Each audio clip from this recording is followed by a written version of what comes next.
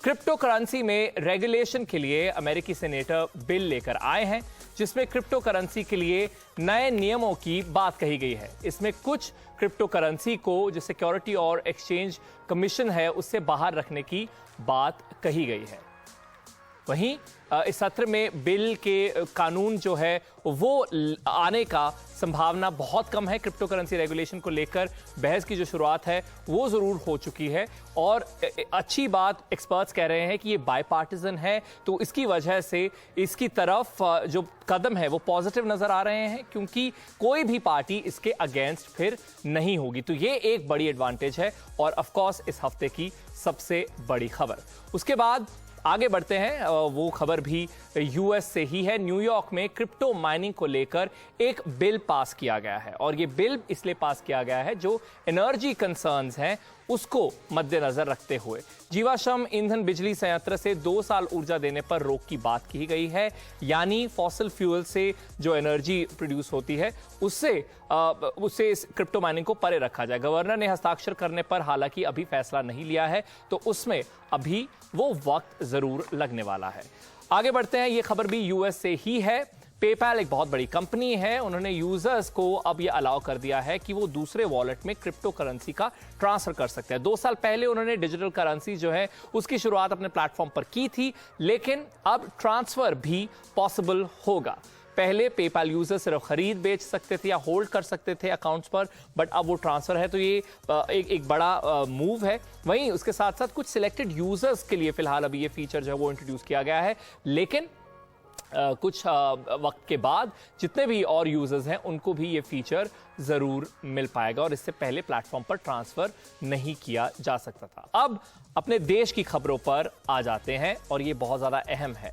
Crypto currency का Fiat currency के तौर पर परीक्षा पास करना बाकी है, ऐसे देश के चीफ इकोनॉमिक एडवाइजर ने कहा है। तो इस तरह के बयान ऑफ कोर्स बहुत सारे एग्जीक्यूटिव्स हैं जिन्होंने दिए हैं और उन्होंने कहा है कि मुख्य आर्थिक सलाहकार उन्होंने कहा है कि जितनी भी कन्वेंशनल करेंसीज है उसके बहुत सारे आधार हैं, ये उस पर खरा नहीं उतरता, चाहे वो यूनिट ऑफ अकाउंट की बात हो या फिर और कई पहलू हो जो उसको स्टेबल बनाते हैं, वैसे फीचर्स क्रिप्टो करेंसी में नहीं है। लेकिन यहाँ एक बात और बतानी बहुत ज़्यादा ज़रूरी है। बहुत सारे क्रिप्टो इन्वेस्टर्स और एंथुसियास्ट जो हमारे देश में है वो ये कहते हैं कि हमें इसे करेंसी का दर्जा हम चाहते भी नहीं इसे मिले, इसे एक एसेट क्लास की तरह अगर सरकार रेगुलेट करती है तो वो इस इंडस्ट्री के लिए बहुत बढ़िया होगा। डीफाई पर भी उन्होंने अपना निर्णय जो है वो कहा है कि मैं सुरक्षित रखूंगा। उन्होंने कुछ कंसर्न्स उस पहलू में भी जरूर उठाए हैं।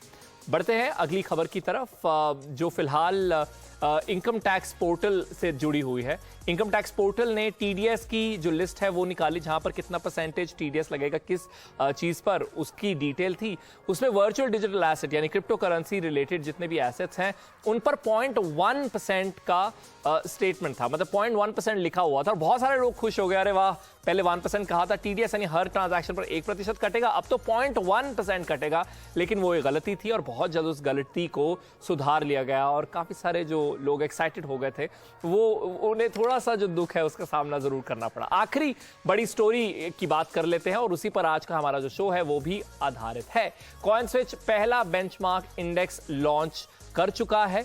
ये क्रिप्टो बेस्ड क्रिप्टो इंडेक्स है, बहुत ज्यादा इसकी जरूरत थी, ऐसा उन्होंने कहा। इसका लॉन्च बेहद खुशी के साथ किया गया और आज हम यही आपको समझाएंगे कि आखिरकार क्रिप्टो इंडेक्स क्या होता है, इंडेक्स क्या होता है और उसी के साथ साथ इसका क्या महत्व है जब बात हो इंडिया की या बात हो इंडिया के क्रिप्टो सीन की। तो शुरुआत करते हैं ये बताते हुए कि इंडेक्स क्या होता है और ध्यान रखिए जो और भी बहुत सारे सवाल होंगे जो इस एक्सप्लेनर में नहीं कवर किए गए होंगे वो हमारे साथ जो कॉइनस्विच के एग्जीक्यूटिव जुड़ने वाले हैं वो जरूर आंसर कर देंगे। शुरुआत करते हैं, इंडेक्स क्या होता है। जो सिक्योरिटी लिस्ट होती है उनके प्रदर्शन पर नजर रखने के लिए कुछ एसेट्स को जो है वो लिस्ट कर लिया जाता है और उन्हीं की परफॉर्मेंस के आधार पर एक इंडेक्स जो है वो क्रिएट किया जाता है। इसके लिए मेट्रिक और एक पूरी प्रक्रिया होती है जिसकी वजह से आप मार्केट को अच्छे से ट्रैक जरूर कर सकते हैं। ये इन्वेस्टमेंट होल्डिंग का हाइपोथेटिकल पोर्टफोलियो है, ये नॉर्मल इंडेक्स की परिभाषा, और ये मैं बता रहा हूं जो कन्वेंशनल स्टॉक मार्केट है